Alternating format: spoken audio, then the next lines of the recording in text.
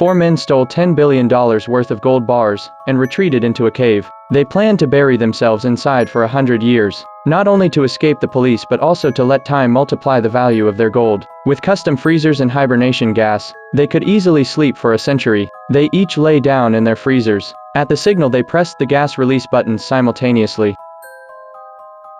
No one knew how much time had passed before they gradually woke up. They found their appearances unchanged from before their slumber. They stepped outside, only to see the scenery remained exactly the same. Disappointment washed over them. Then they suddenly remembered one of their companions had not yet awakened. Returning to the cave, they were met with a chilling sight. Their companion's freezer had been crushed by a boulder. Inside lay nothing but a skeleton. They guessed that falling rocks had shattered the freezer, allowing the hibernation gas to leak and causing their friend's demise. But this only confirmed the success of their experiment. They set out toward the nearest town to see what had changed. But when it came time to decide who would guard the gold, they began arguing. No one wanted to drive in front. One of them pointed out that John had always been ruthless, so he should drive to prevent any theft. John readily agreed. As one of them went to fetch a water bucket, John rushed into the driver's seat and slammed the gas pedal, aiming straight for him. When Jason arrived, John claimed the car had lost control after being unused for so long. With no other choice, Jason agreed to split the gold, and they set off on foot toward town. But Jason, being the oldest among them, struggled to endure the long trek. John complained that at this pace they wouldn't reach town for days.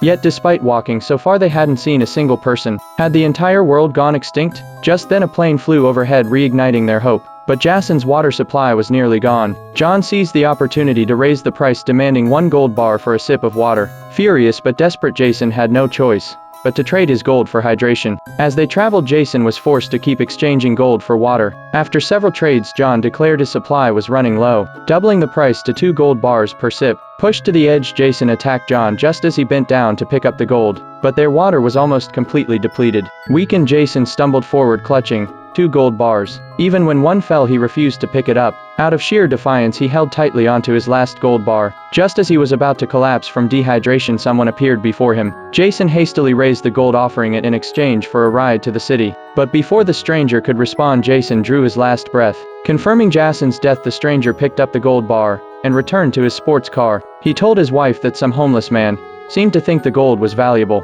Gold bars were nothing more than children's building blocks now. Humanity had long since mastered mass production. Saying this, the man casually tossed the gold onto the roadside.